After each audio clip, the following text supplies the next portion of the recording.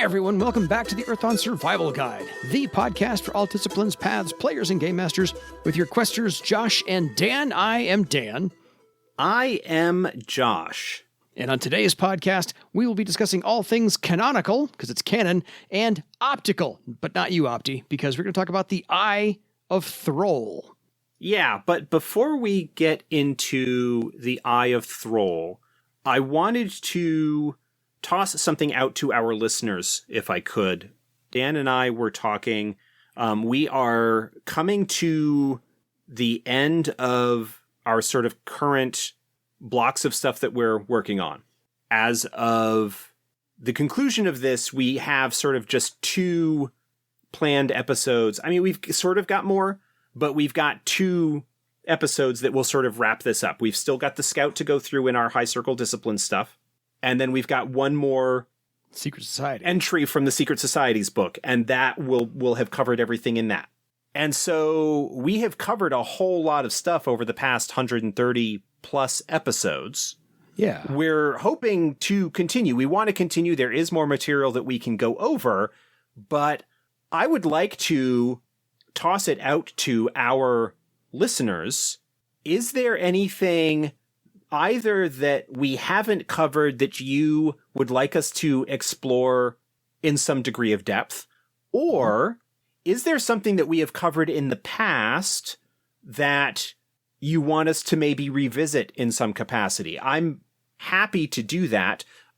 If you want to expand it, I mean, not to necessarily talk about other games, but to talk a bit more broadly and generally about concepts related to running the game. Yeah. You know, I mean, these are sorts of things that sometimes come to us in emails, but just in general, like, are there any topics, behind the scenes stuff, ideas, suggestions, things that we might be able to turn into an episode? In terms of stuff that we've still got to go on, we've got a few areas that we can cover geographically in more depth and whatnot. Yeah. We've got the horrors book. Yeah, we can like go through the troll moots and the various Aropagoi of the Serpent River. Yeah. Obviously, we're talking about doing a series on the named horrors that are in the original horrors sourcebook. Yeah. You know, I don't know that there's necessarily a lot of time we're going to be able to necessarily spend on any individual horror. We might find out that it works best for us to do maybe 2 per episode and maybe pairing them up in a kind of compare and contrast kind of thing. I don't know. We're banding about. We're banding about some ideas. But if there are some things that you want to ask, topics that you want us to cover, please send us an email. Let us know.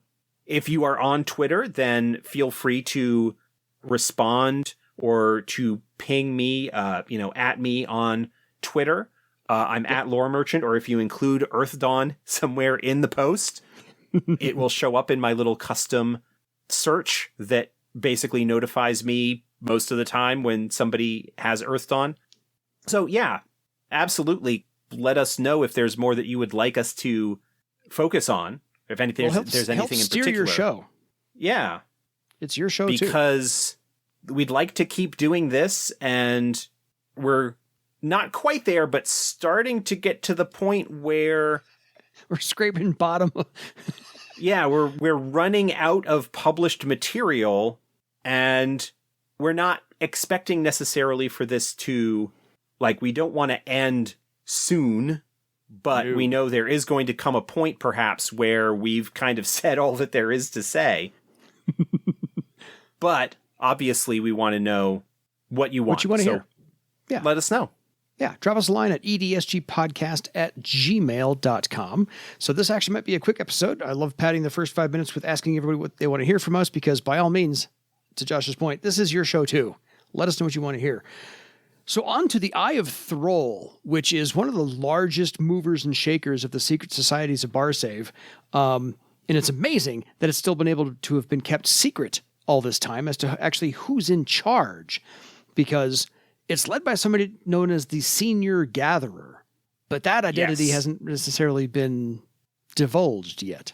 Well, yes, it was, actually. In the Throal sourcebook, which was published a couple of years before this was, it was revealed in that book, which is less of a in-character essay the way that this is. It was revealed that Throal is the senior gatherer for the Eye of Throal. Gotcha. It was revealed in that book, so it is not necessarily a secret to the players or the game masters. It is a secret to the Therans who wrote this report. They don't know who it is. In fact, even in the essay in the Secret Society's Barsaive about the Eye of Throal, they discounted that. Yeah, Throal can't possibly be the senior gatherer. He's as old and infirm. Yes. Whatever he may have been in the past, he is now nothing more than a jovial, slightly simple-minded old man. The idea that he is the masterwork behind a network as vast and well-oiled as the Eye of Throal does not warrant serious consideration. So the smokescreen worked, Throal. Well done. But after that, there are 5 major leaders of the Eye of Throal, operating in many different towns and cities across all of Barsaive. Cleotha Splayfoot in Haven, and the 4, as the essay says, the other 4 are not found out. They're not determined, but they operate in Europa, Travar, Vivane, and Vrontuk. And again, let's back this up real quick. This whole essay takes place before the Theran War and the last 10 years. So, yeah, the information presented in the Secret Society's book is set between the landing of the Triumph and Prelude to War and the planned Barsaive at War, which we time skipped ahead with 4th edition. So there are several things within the essay that we'll be talking about here that if you're in the quote-unquote present day of 4th edition will not necessarily be the case. Yeah, that'll be recent history. When we were off mic, Dan was saying, well, we've got to do a lot of sort of 4th edition updating here, talking about where things stand. And to be honest, there are numerous things that would have changed based on things that happened, like the agent in Vrontok. Vrontok being the town that was below Skypoint down in Vivane province. There is no longer an agent in Vrontok because basically there is no longer a Vrontok. It got squished by the city collapse of the Citadel at the end of the Second Theran War. And so the identity of that agent was never revealed. Whether that agent got out before the thing collapsed or what the things were, we don't know. It's certainly something that I am putting on my mental checklist for the desired, but I have no idea when it will actually happen, sort of revised book exploring Vivane and the surrounding area. It might be that there is still a notable Throlic agent operating in that area because it is still a place of interest, and having somebody notable down there might be worthwhile. But we haven't even really decided whether Throal is still in charge of the Eye, whether he is still alive. Fair. There is a whole lot of stuff that we haven't really needed to answer in that regard. And so some of the updated 4th edition stuff here is mostly going to be ideas and speculation on my part and will not necessarily in any way reflect the officially published answers that might come out at a later date. Fair. So we'll backtrack and say it's non-canonical tonight and kind of just go with rumors. Yeah. All kinds of good stuff. I do want to make it clear that it's possible that the Grand Bazaar book addresses this a little bit. I don't think it's likely. I have not read the manuscript yet. Fair. But based on the focus, I don't think it's something that really comes up. And again, changes to stuff, if we haven't had a need to answer it, then there has not really been a decision made yet.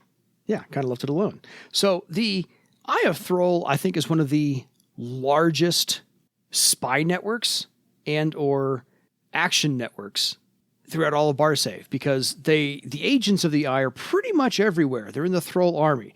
They're as part of the diplomats. They are hired adventurers working on behalf of the Eye of Throal. They are just about everywhere. You could turn over a stone and find a member of the Eye of Throal doing something for its benefit across the entire province. And they hire out all the time. So I think it's probably one of the biggest networks we've come across out of any of them. To a certain extent, that makes sense because the Kingdom of Throal is the largest population center and the political fulcrum around which the province of Barsaive operates. Yeah. So it would make sense that their intelligence network would likewise be the largest. They certainly have the treasury and funding to allow such a thing to happen. There are other information networks that are perhaps as potentially influential.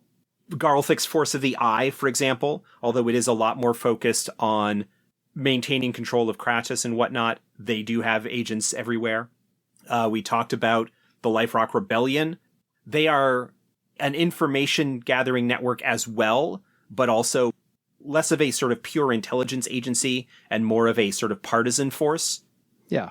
The Denarastis, the Holders of Trust, their network is pretty heavily focused on Iopos and controlling the people there, but they do have agents in other places. So, you do have other things going on, but the Eye of Throal is the first entry in the book.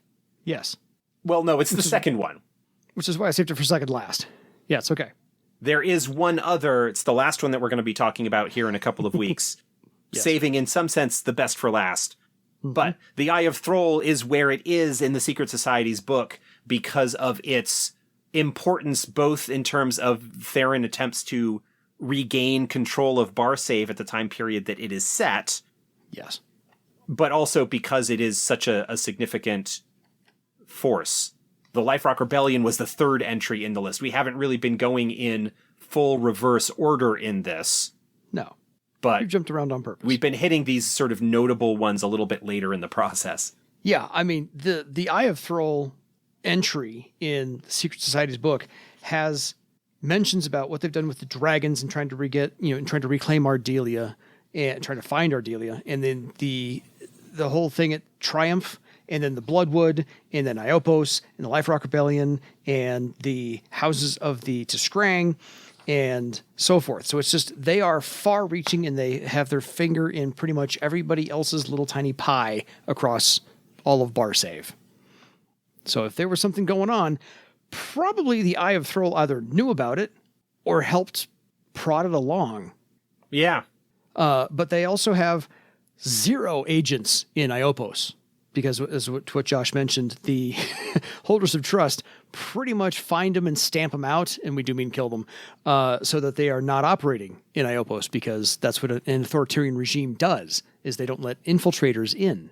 Yeah. So we talked about the Holders of Trust and the very tight control that the Denarastis has over Iopos and their desire to keep foreign influence out of their city. For multiple reasons.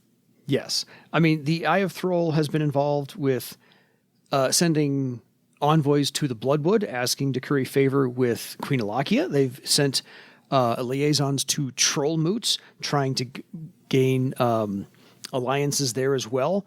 And again, this is all pre-war. Right. That being said. The Eye of Throal sort of in conjunction with the diplomatic corps of Throal, yes. Which is independent from the Eye, but they work sort of closely together. Yeah. The Eye of Throal are the ones who gather the intelligence and find out who the people and powers that might be receptive to Throlic envoys in terms of forming alliances and trying to build the force necessary to eventually drive the Therans out of the Triumph and out of Barsaive in general. And so there is sort of a close relationship there. The essay in Secret Societies even does talk about how there are frequently Eye of Throal agents that are operating as part of the group that travels with the official Throlic diplomats and whatnot. Yeah. As is sort of common, the privileges that official diplomats have allows intelligence agents to operate within their sphere of protection with a little bit more freedom. Agreed. As an example, like, let's talk about Star Wars A New Hope. The sort of opening of that, where the princess's ship is being chased by the Star Destroyer and being boarded, and the defense is, we're a diplomatic ship, we're a consular ship. Mm-hmm. There are rules by which, of course, Vader's like, yeah, well, tough. When you sort of get to the level of power like that they could sort of break those traditions without worrying too much about what the repercussions of that activity might be. But that's the sort of thing that you're talking about. I mean, yes, what was going on in terms of that was there were spies, there were agents that were operating within the potentially protective envelope of the diplomatic mission of Leia's ship. Yeah. So it's more not the question of what fourth edition update do we have for the Eye of Throal. It's more the question of how do you not use the Eye of Throal in your campaign? Because, as I said, they are far-reaching. They have their finger in everybody else's pie. So really, it's so easy to use them. From a certain standpoint, at least in the publications of the late OG FASA era, with secret societies and crystal raiders and Carafod and all the things that were sort of going on there in terms of developing information on places that had not seen development yet, but also that were going to be significant in some capacity in the plans for the assault on Triumph and the Second War. Yeah. But a lot of that and a lot of the adventure hooks tied into those, many of them relate to Throal and Thrall's efforts to bring them on board as an ally in the inevitable oncoming war with Thera. Well, yeah. I mean, if you just go back to the pre-war, you could lace in all kinds of adventures for your adventuring party to do these little tiny missions on behalf of the kingdom or on behalf of the Eye of Throal, take your pick, to further, the goal of repelling the Therans out. So you've got all this timeline to use. Oh, yeah. We talked about how the Life Rock Rebellion is a tailor-made group for player characters to be involved with. Yeah. The Eye of Throal is likewise, but it's a little bit more blatantly political.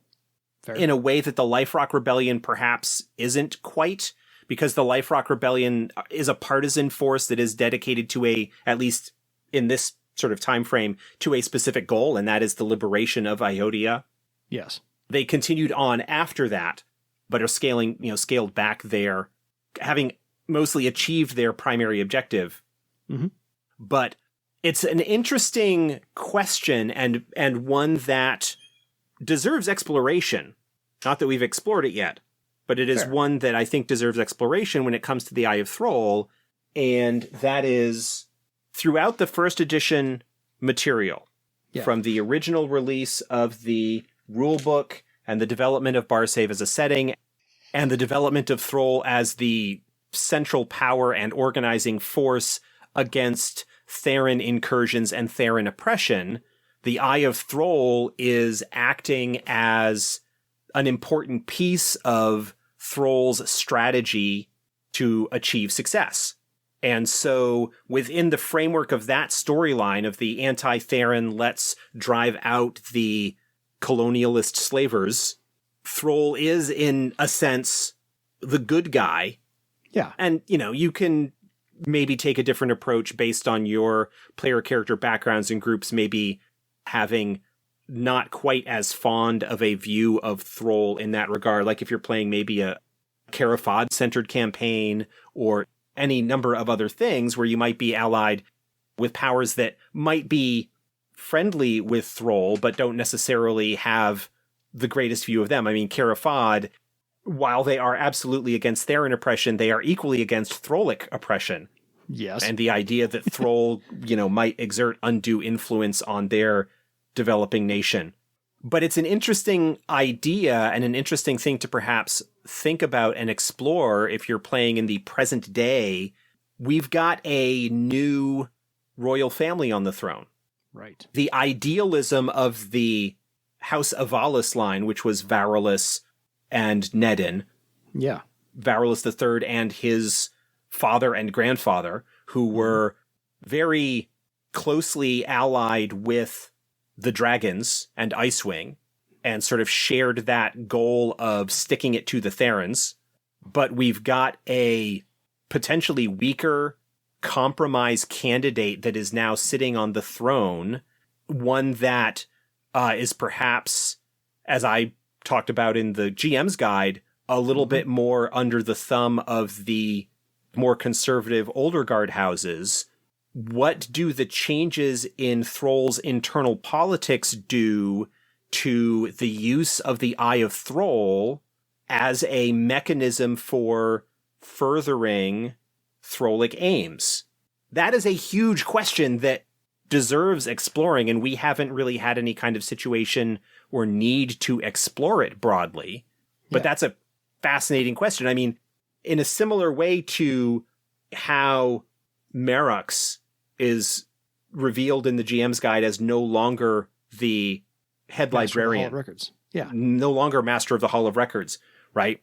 When things were kind of settled out after Nedin's death and whatnot, did Jarol sort of take that opportunity to step down as well? Is Jarol still alive? Yeah.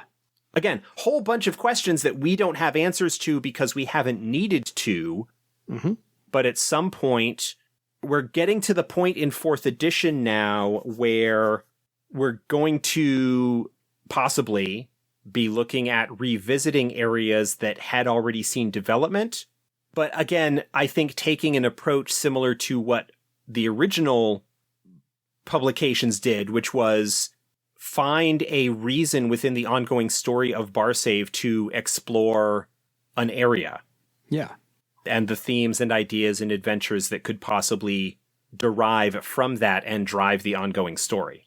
Yeah, because the 4th edition areas you've taken a look at are, the Elven nations, Iopos, there's a Haven. You're working on Europa right now. So we've got the Travar book. The Travar book, sorry. I looked right at it. The setting books that we have come up with are ones that are exploring areas that hadn't really seen a focused development yet. Yeah, you're broadening the map. Right, but Throal is huge. We kind of need to figure out what Thrall's role is going to be going forward. Or Jarol of Thrall's role. Again, this is just speaking for me as a fan of the setting and whatnot. I don't want to turn Throal into a villain. No. I want there to be sort of conflict within Throal because of the conflict that was already sort of present there, and how that internal conflict would affect the external story of what's going on in Barsaive.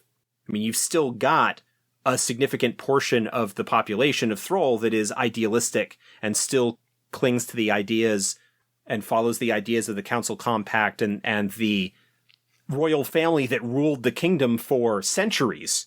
Yeah. And now you've got a different thing. What is that going to do in terms of the ongoing threats, particularly the Denerastus, to Barsaive and the potential ability of people to live freely within that? Agreed. So yeah, I think it's the whole, what can you not do with the Eye of Throal right now in your 4th edition game? There's all kinds of things you can do. If you've got the original book, a lot of the essay for the Eye of Throal is talking about, here's how we, that is to say Thera, know that they are involved with Bloodwood and Carafod and the dragons and various other spaces. And there is some of it that is speculation and some of it that is correct or maybe incorrect. Yeah, they're way off on Jarol. Well, That's one little detail. But no big deal. the idea is not so much as was the case with some of the earlier societies that we talked about, where the game is going to be focused around the player characters dealing with a threat or a danger, but how this organization could use player characters and different areas that you could tie the Dwarf Kingdom into other stuff that's going on. Do you have a game that's going to be dealing with Carafad? With the game at this time, did you have a group that found the Blades of Carafad and therefore is getting closely connected with the Rising Orc Nation? Well, here are ways that the Eye of Throal might be involved in that. Or if you want to get your group involved with Carafad because you think it's really cool, here are ways that they might, as allies of Throal or agents of Throal, be sent to a location. Yeah, for reasons X, Y, or Z, send the player characters here on behalf of the Eye of Throal to accomplish GF and Q means. And one other thing that you could potentially do with the Eye, especially if you're looking at early stages of a campaign where the characters are lower circle and whatnot, is they might not realize that they are working for the Eye initially. That the Eye is not just going to openly hire rookies, in a sense. They are going to maybe task them with some low risk, I won't necessarily say low risk, but low priority or lower impact kind of abilities to vet their loyalties, to figure out where they stand and what their motivations and goals are. Can we trust them to do something more important later on? Right. Yeah. So there's that possibility. And then, of course, as characters gain more power and gain more fame and notoriety, they may be more openly courted by the Eye, because if you can get powerful individuals like that on your side, that's a win. Then they're not necessarily working for the enemy, for the rival, for your antagonist. It's also good PR if you're going to use that for PR as well, to say, hey, not only do we have this agent, but he's openly on our side as well. Yeah, but not necessarily the right thing. The Eye of Throal would be the ones that would recruit people, but your adventuring group would not necessarily be known that they work for the Eye of Throal, just that they work for the kingdom. Yes. The Eye would be sort of the organization that acts as a liaison between the kingdom and the freelancers that are typical player characters. Yes. As opposed to, say, official enlistees of the Arm of Throal, which is the army and the navy of Throal, where they would have an actual hierarchy and chain of command that they would need to follow. Yes. And the political affiliation. Eye of Throal would be looking for their spec ops teams, their freelancers, their mercenaries, their independent folk, keeping tabs on them, but also finding ways to make them friendly with the kingdom. Yes. Because if you screw up, we can disavow you. Yeah, to an extent. I mean, up to a certain point, absolutely. Because the Kingdom of Throal has political affiliations. The Eye of Throal works on behalf of the Kingdom of Throal, but they're, as you said, two different entities, and that needs to be kept separate on purpose. Because if you are working as part of the army or as part of the navy, you have the political affiliation that eventually you do report to the king. If you're in the Eye of Throal, you just kind of report to that network of people. And so if you test it out, and hey, kid, you did good in this one, we'll give you more responsibilities later on. Try that out. So I think you can have a hard time, again, not finding some way to incorporate the Eye of Throal with your player characters. Yeah, absolutely. Depending on the type of game you're running, especially if you're doing sort of a more present day Barsaive, you could have a group of Throlic agents that are rivals, whether your group works with the Eye or not. You could have a friendly rivalry with another group of agents, or if you've got a game where you are less politically tied to Throal, they could end up being rivals in a sense. If you've got a group that is working on behalf of one of the other powers, maybe that they are working for Travar as guardians or agents of the council there, or Europa, or Jairus, or Carafad, any number of other places that might be a little bit leery in some sense of the current status of the kingdom and how they might approach things. So anything about the Eye we haven't covered? Because we've kind of hit the rumor mill and the suppositions of how you possibly could use them, and, you know, kind of did an update on the eras and the 4th edition, kind of where it stands now. Yeah, I don't think so. Like I said, the essay goes into, here's what we, the Therans, know about their associations with the Life Rock Rebellion and the Great Dragons and their attempts at infiltrating Iopos and their association with House Vestrimen. And the courting of the Bloodwood. Yeah, and these various other things that are going on. There's a lot of this entry that is setting up the situation that's going on as we, the publishers, the writers, prepare for the next sort of big step in the campaign story that is Barsaive. Similar to the Life Rock Rebellion and similar to the Dragon's Network, the last one that we'll be talking about here in a couple of weeks, this is not one where we are presenting you with an organization that you can use as sort of the big bad of your campaign.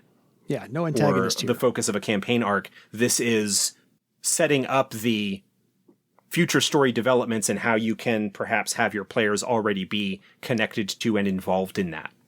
So yeah, if you're out of ideas, send the Eye of Throal to hire your player characters to do something. Straight out, cash, responsibility, go. Yeah. Like with the Life Rock Rebellion, it's fairly easy to have a game where this can provide a structure. Like if you have a episodic Mission Impossible or Charlie's Angels kind of thing where your player character group is a team that works on behalf of this agency, gets assigned the missions where they are sort of the deniable assets or doing things, but always kind of keep in mind that anything that they do in conjunction with the Eye of Throal is ultimately going to be in favor or in pursuit of Thrall's larger goals. And like with any of the other sort of intelligence networks that work on behalf of various powers here, they could show up to complicate matters in other ways as well. Particularly if you're dealing with stuff that might have some kind of political ramifications. Yeah. The Eye of Throal is likely to have some kind of interest in it because Throal is involved in so many things, even if not so much from a political standpoint, but from a mercantile standpoint. Throal still has a lot of interest in maintaining a certain extent of safety of their merchant networks, the merchant houses and noble houses that conduct trade throughout the province. They're still doing that. And so those noble houses and their courtiers and stuff are going to be leveraging their connections and pushing the crown to take actions that benefit them as well, which the kingdom would then use the Eye to further those ends. So there's a lot of stuff that you can do, even if you're not necessarily getting into a super heavy politically focused game. Politics is the way that people decide how to distribute resources. Yeah. In one sense. And so the kingdom is going to be interested in stuff that may affect the bottom lines of the kingdom and the noble houses and the citizenry thereof. Well said, sir. So I think if you haven't figured out how to use the Eye of Throal by the end of this episode, you're not trying hard enough, because we've laid out a bunch of ideas for you and ways that they can be used no matter the era that you are playing in. Anything from when the Triumph landed to current 4th edition timeline, you got a good 10 years. You can use the Eye of Throal anywhere in there because they are very, very active. So on behalf of Josh and myself, we thank you for your time. Until next time, I think it's time for you to go keep an eye on your legend. Good night, everybody.